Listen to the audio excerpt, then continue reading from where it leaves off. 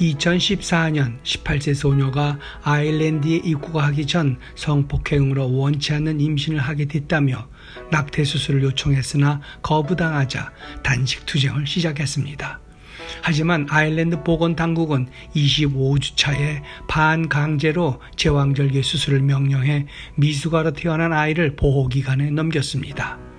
유럽에서도 가장 보수적인 가톨릭 국가로 100년 넘게 낙태와 이혼을 금지해오고 있던 아일랜드는 유엔 인권이사회나 유럽 인권재판소로부터 법안 개정을 요청받기도 했습니다.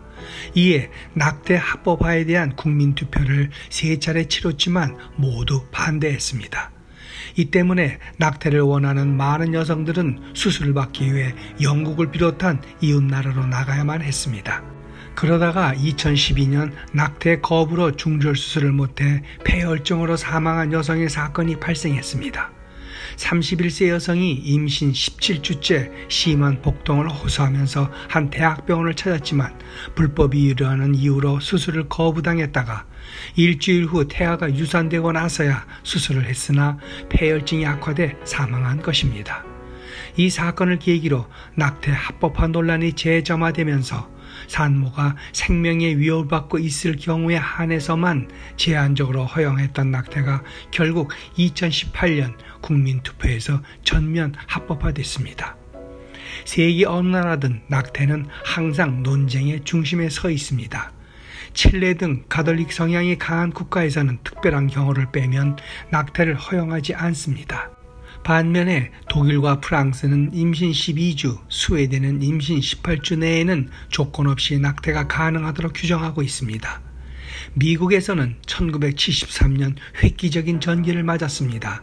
연방 대법원이 낙태 권리를 수정헌법에 기초한 사생활 권리로 해석하면서입니다. 이른바 로 대 웨이드 사건입니다. 성폭행으로 원하지 않은 임신을 한 노마 맥컵이라는 여성이 낙태 수술을 거부당했다며 소송을 제기하면서 신변 보호를 이유로 쓴 제인 로라는 가명과 담당 검사 헨리 웨이드의 이름을 따서 로 대 웨이드로 불린 겁니다. 이 케이스에서 여성이 임신 후 6개월까지 낙태를 선택할 권리를 가진다고 판결했습니다. 임신 3개월 이전에는 낙태할 수 있는 절대적인 권리가 여성에게 있으며 임신 4개월이 지났을 경우에는 여성의 건강을 위해 낙태하지 못하도록 주정부가 규제할 수도 있습니다. 그러나 임신 7개월부터는 자궁 밖에서도 생명체로 존중될 수 있는 기간으로 인정해 낙태를 금지한다는 내용이었습니다. 이는 역사상 가장 논쟁이 컸던 대법원의 판례로 지난 50여 년간 여성의 낙태권을 보장해온 최후의 보루였던 셈입니다. 여담이지만 이 판결의 주인공 맥커비는 후에 반낙태 운동의 선봉에 서기도 했습니다.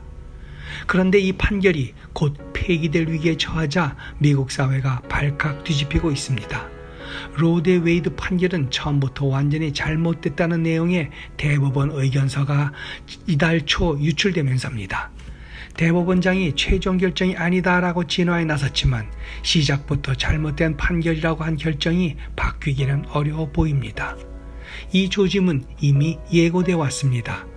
트럼프 전 대통령이 보수 성향의 대법관들을 지명했을 때 가장 관심을 모은 것도 이 판결의 번복 여부였습니다.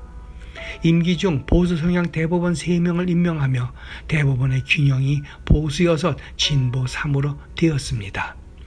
만약 이번에 대법원의 최종 판결로 번복이 되면 이를 유지할지 아니면 폐기할지는 각 주 결정에 맡겨집니다. 50개 주 가운데 최소 26개 주는 즉시 낙태 금지를 강화하는 법 개정에 나설 것이라는 언론 보도와 함께 이를 넘어 피임 또한 금지할 가능성도 배제하지 않는다는 지적도 나오고 있습니다.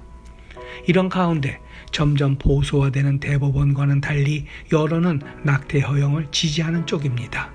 최근 한 여론조사에서 로 대 웨이드 판결을 뒤집어야 한다는 답변이 28%인 반면 유지해야 한다는 답변은 58%였습니다.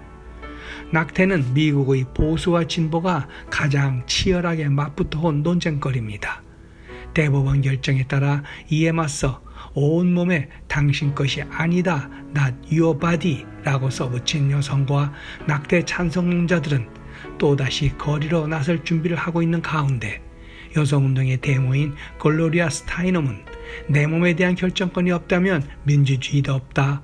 낙태 금지는 독재적 시스템으로 가는 첫 단계다 라고 비판하고 있습니다.